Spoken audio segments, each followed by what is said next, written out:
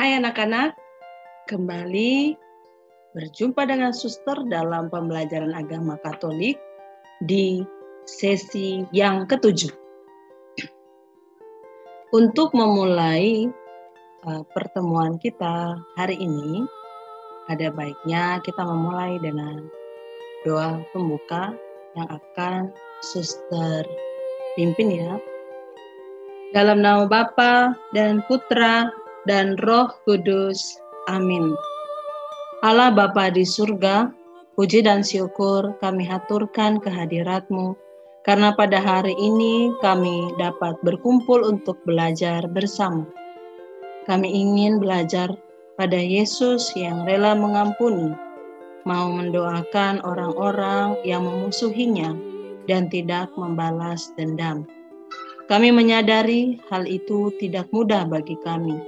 Untuk itu kami mohon Roh Kudus-Mu agar menguatkan kami untuk bertindak sesuai dengan ajaran Yesus yang rela mengampuni. Amin. Santa Lucia, doakanlah kami. Dalam nama Bapa dan Putra dan Roh Kudus. Amin. Baik anak-anak, dalam sesi kedua setelah UTS kita sudah mendalami dua judul atau dua subtema, yaitu Maria dan Elizabeth menanggapi rencana Allah dan Yesus taat pada Allah.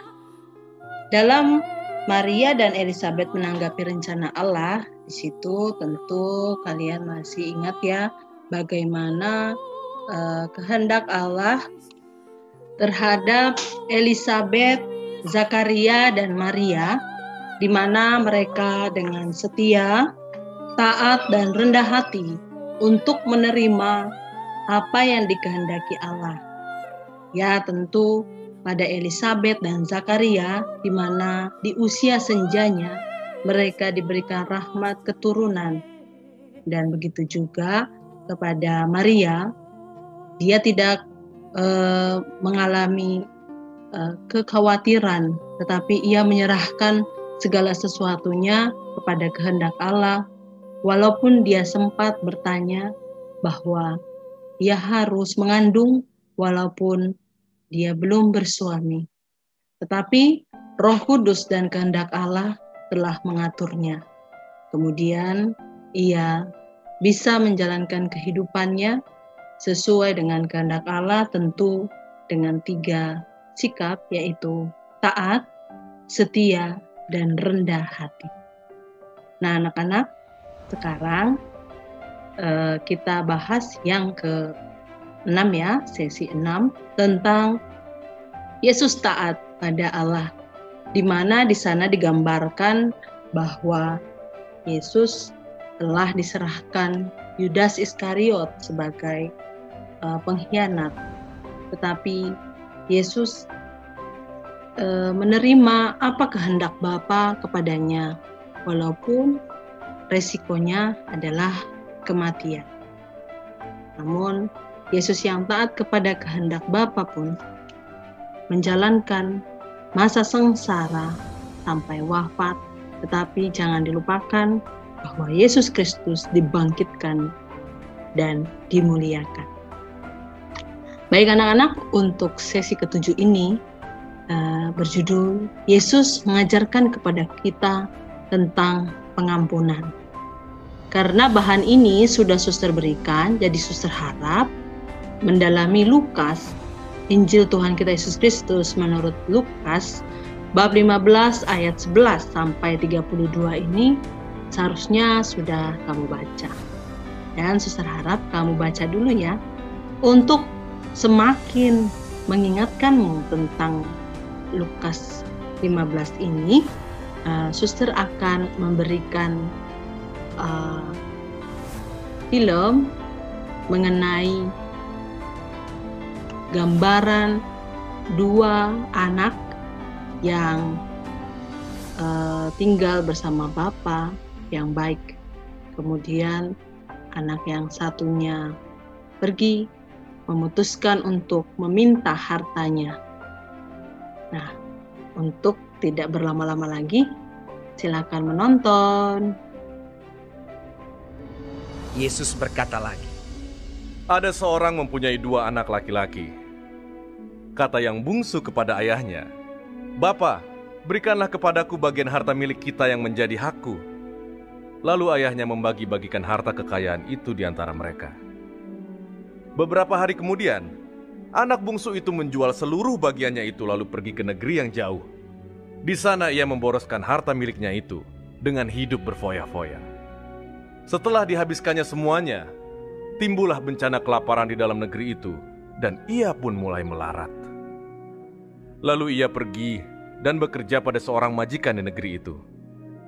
Orang itu menyuruhnya ke ladang untuk menjaga babinya. Lalu ia ingin mengisi perutnya dengan ampas yang menjadi makanan babi itu, tetapi tidak seorang pun yang memberikannya kepadanya. Lalu ia menyadari keadaannya. Katanya, "Betapa banyaknya orang upahan Bapakku yang berlimpah-limpah makanannya, tetapi aku di sini mati kelaparan.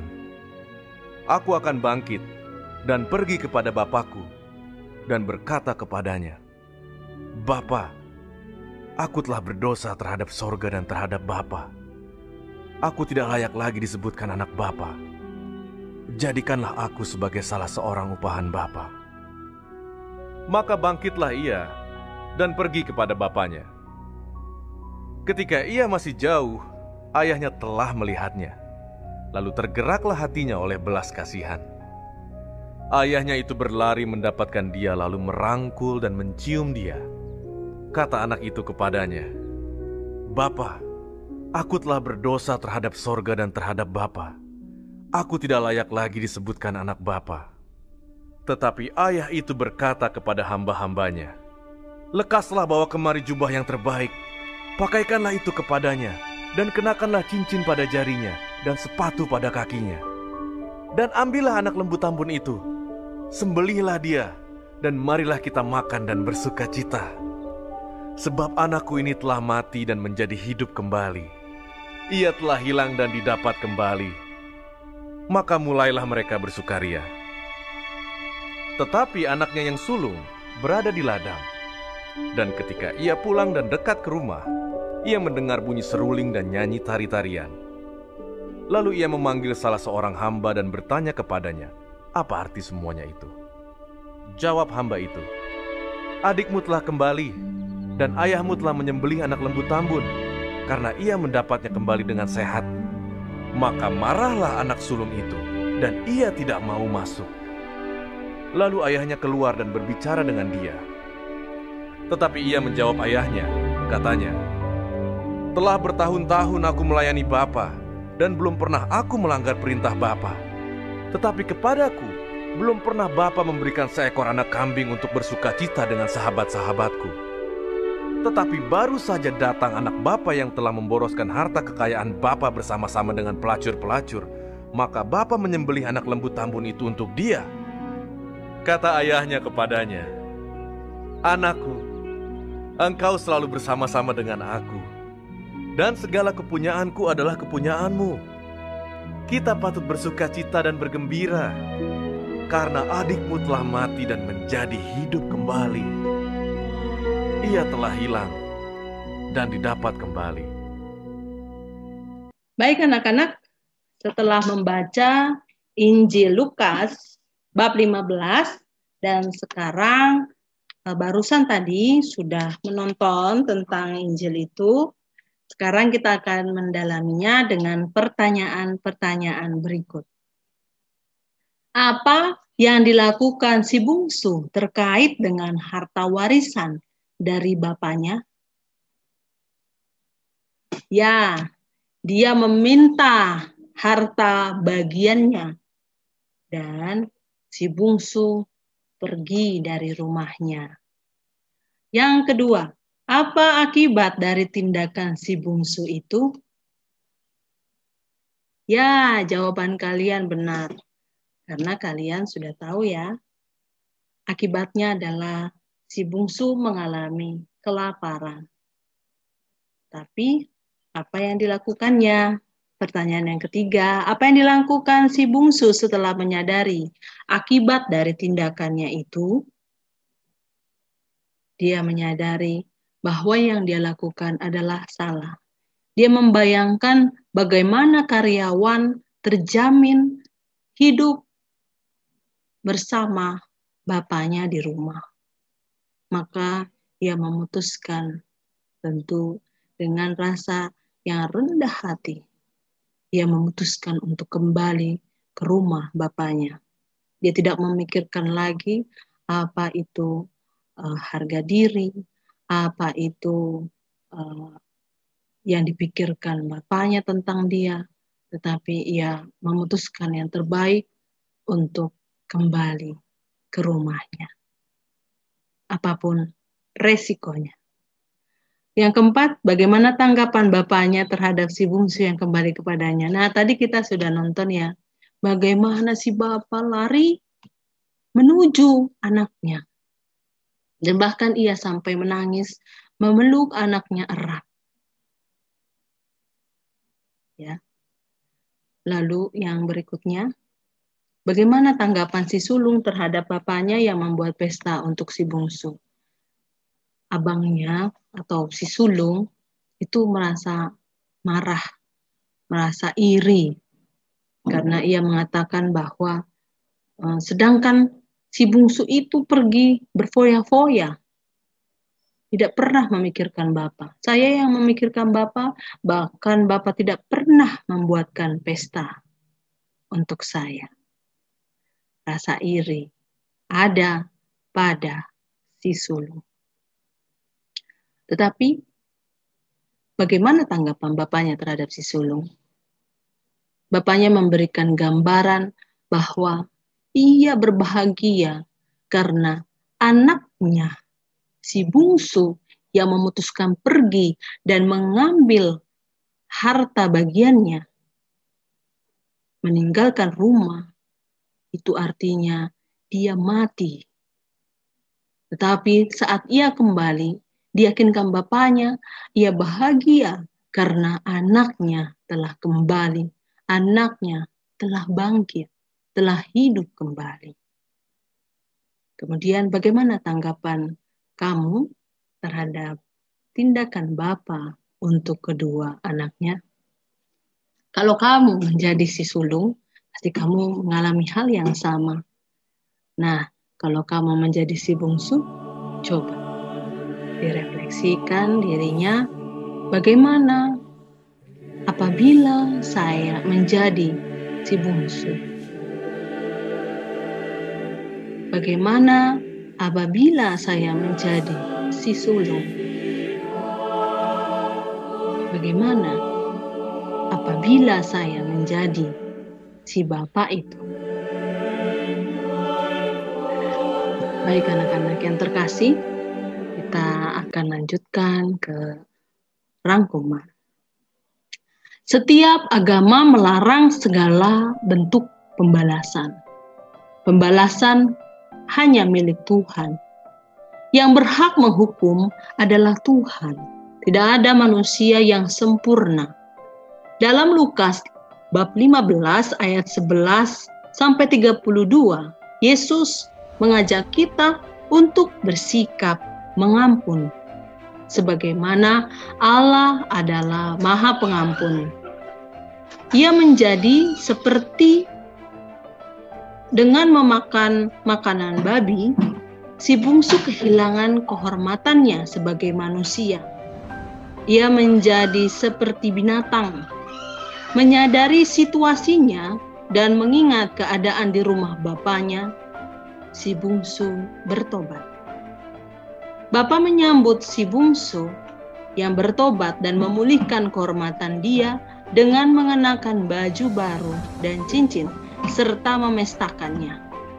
Melihat tanggapan bapaknya terhadap adiknya, si sulung marah-marah. Si sulung merasa diri baik di hadapan bapaknya sehingga berhak mendapat yang lebih dari yang didapat oleh adiknya. Terhadap si sulung, sang bapa pun keluar dan menemuinya. Dia mengatakan apa yang terjadi. Ia mengatakan apa yang menjadi milik Bapa menjadi miliknya juga. Selayaknya si sulung bergembira karena adiknya yang hilang sudah ditemukan kembali. Perumpamaan tentang anak yang hilang menekankan sikap murah hati dan pengampun dari Allah. Perumpamaan itu juga mengkritik orang-orang Farisi yang merasa lebih suci daripada para pemungut cukai dan orang berdosa. Perumpamaan itu juga mengingatkan setiap orang agar tetap rendah hati di hadapan Allah, senantiasa menyadari kehinaan dan kedosaannya sehingga bersedia bertobat. Pada ayat lain, Injil Matius bab 5 ayat 38 sampai 45, Yesus mengajarkan agar kita tidak melawan orang yang berbuat jahat, membenci musuh, melainkan mengasihi dan berdoa bagi orang yang menganiaya kita. Sebab dengan itu kita menjadi anak-anak Bapa di surga, yang menerbitkan matahari bagi orang yang jahat dan orang yang baik, menurunkan hujan bagi orang yang benar dan orang yang tidak benar. Ketika ditanyain Petrus, berapa kali harus mengampuni orang yang berbuat salah? Yesus menjawab, 70 kali, 7 kali.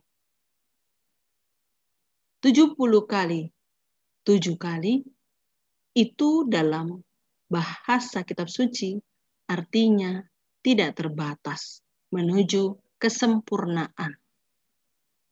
Demikianlah sebagai pengikut Yesus, orang-orang Katolik perlu mengembangkan sikap mengampuni, sebagaimana Allah Bapa yang menerima baik si bungsu maupun si sulung. Baik anak-anak yang terkasih, dalam pembahasan tentang Yesus mengajarkan pengampunan pada kita, terlebih dalam Injil Matius hari ini yang kita dalami, di situ ingin mengatakan bahwa cenderung manusia itu ingin main hakim sendiri dan membalas dendam. Nah, masyarakat yang berbudaya menyadari tindakan main hakim sendiri tidak mencerminkan keluhuran seorang manusia. Sehubungan dengan itu, manusia membuat hukum. Hukum mengatur dan mengadili tidak atas dasar emosi dan balas dendam, tetapi didasarkan pada bukti-bukti yang benar. Dengan itu, kesalahan penghakiman diharapkan tidak lagi terjadi. Dengan hukuman yang tidak bersifat langsung, diharapkan manusia tidak terjebak dalam rantai balas dendam. Dengan adanya hukum, masyarakat dapat hidup dalam damai. Lebih dari hukum, Yesus mengajak untuk mau mengampuni orang yang berbuat salah. Hukum harus ditegakkan dalam semangat pengampunan. Sebagaimana Yesus mengajarkan, perdamaian hanya mungkin dibangun dengan memutus rantai balas dendam. Jangan kamu melawan siapa yang berbuat jahat kepadamu. Ini tertulis dalam Injil Matius 5 ayat 39. Kasihilah musuhmu dan berdoalah bagi mereka yang menganiaya kamu. Ini tertulis dalam Injil Matius bab 5 ayat 44. Perdamaian harus dibangun dengan mengulurkan tangan pada musuh, melibatkan musuh. Masyarakat yang tentram hanya dapat dibangun dengan mengembangkan sikap mau mengampuni dan tidak balas dendam. Bukan dengan sikap menghukum pada mereka yang berbuat salah dan dosa, sebagaimana Yesus mengajarkan dalam doanya, dan ampunilah kesalahan kami, seperti kami pun mengampuni yang bersalah kepada kami. Ajaran Yesus tersebut ia sampaikan melalui perumpamaan anak yang hilang, sebagaimana dikisahkan di dalam Injil Lukas bab 15 ayat 11 sampai 32. Melalui perumpamaan tersebut, Yesus hendak memperkenalkan bahwa Allah Bapa Maha Pengampun. Ia mengampuni orang-orang yang berdosa, terlebih jika orang-orang berdosa mau bertobat. Baik anak-anak, bagaimana dengan pengalaman kita tentang mengampuni atau membangun perdamaian? Memang tidak mudah untuk mengampuni, tidak melawan orang yang berbuat jahat pada kita, apalagi mendoakan orang yang menganiaya kita. Namun sebagai murid Kristus, kita harus belajar meneladani Yesus dengan sikap dan perbuatannya yang mau mengampuni orang yang menganiaya, mendoakan musuh, dan mengampuni orang yang berbuat salah dan dosa. Dengan itu, rantai balas dendam diputus, kedamaian dibangun. Mari kita tutup pertemuan kita ini dengan tanda kemenangan Kristus dalam nama Bapa dan Putra dan Roh Kudus. Amin.